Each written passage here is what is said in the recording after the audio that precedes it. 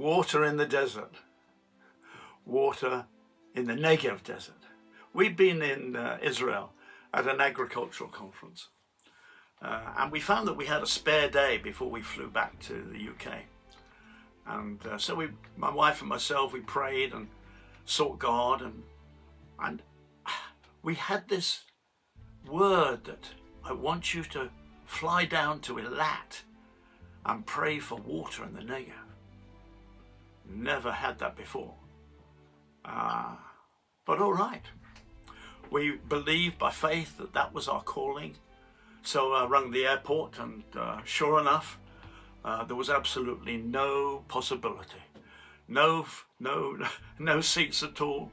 It was one of the busiest weekends of the summer, and many of the IDF were taking their families down to Eilat for the holiday, and all the seats were booked.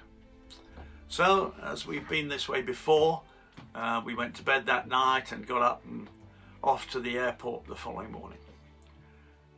Arriving at the airport, of course, in Israel, security. And they are world renowned for their level of security, and wisely so. And we're very pleased about it. However, the questions came many and fast. What are you doing in Israel? Why are you going to Eilat for the day? And I told them we're going to pray for water in the desert. Well, what authority do you have to do that? And so I explained. And many questions. What are your customers? What's the name of your customer over here? Because we do business over there. What's the name of your agent? Which hotel? Which conference? And the questions went on. They were firm. They weren't aggressive, but firm and authoritative, as you'd expect. After an hour and a quarter, I think they gave up and said, well, okay.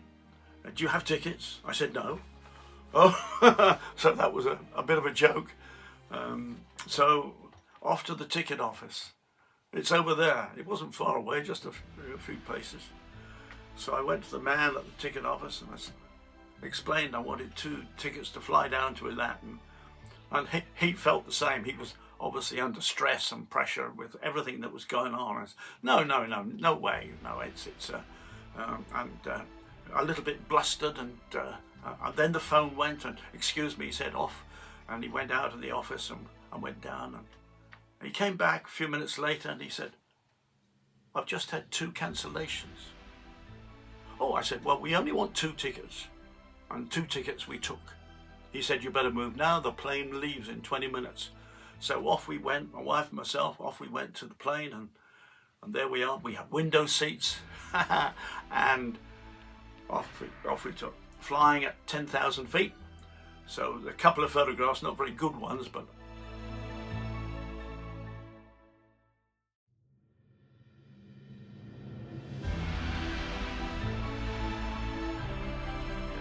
it shows the desert and shows that there is habitation there. We prayed, we prepared this, Isaiah 35, and with that, the desert and the parched land will be glad. The wilderness will rejoice and blossom. Like the crocus, it will burst into bloom. It will rejoice greatly and shout for joy. And particularly verse 6b. Water will gush forth in the wilderness and streams in the desert. The burning sand will become a pool, the thirsty ground bubbling springs. These are obviously prophetic words. And then also in Psalm 107, verse 35, he turned the desert into pools of water and parched ground into flowing springs. Well, it was. We looked down and it was awfully hot down there and very arid. But all right, we were there to be obedient. And the outcome of our prayers has got nothing to do with us. It's got everything to do with God. He does what he does, and we do what we do. As long as we're obedient, then we can leave him. So we arrived in Eilat, and we spent a very pleasant day.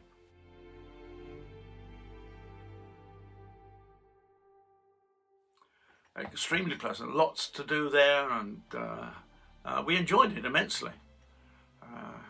But finally, we knew that we were flying back to England the following day, so we had to get back, and we went back to the airport, and of course we've then got security again. Only this time they had a student. And oh, you know what students are?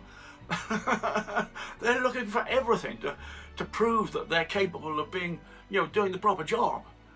And he went through my passport and he found the visa to Iraq.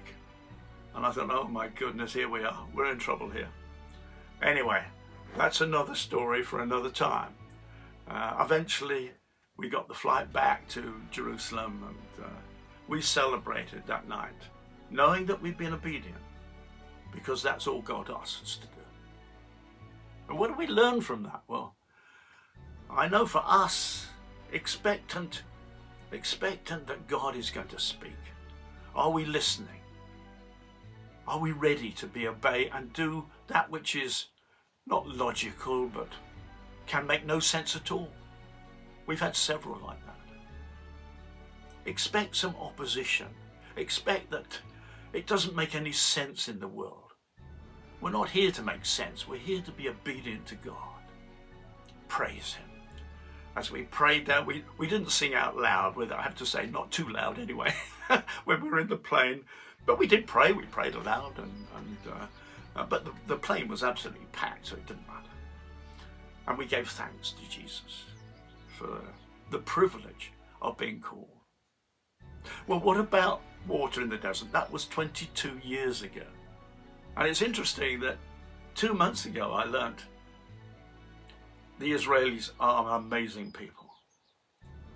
They are currently producing upwards of 15,000 tons of fish in the Negev desert.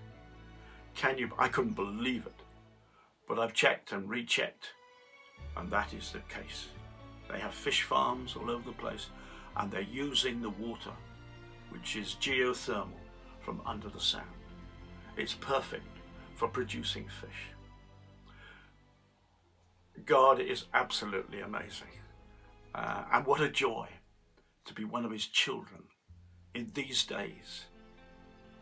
I pray that encourages you to seek God in everything, 24/7, in every area of your life, and enjoy the absolute victory of the kingdom and the King. God bless you, and thank you for listening.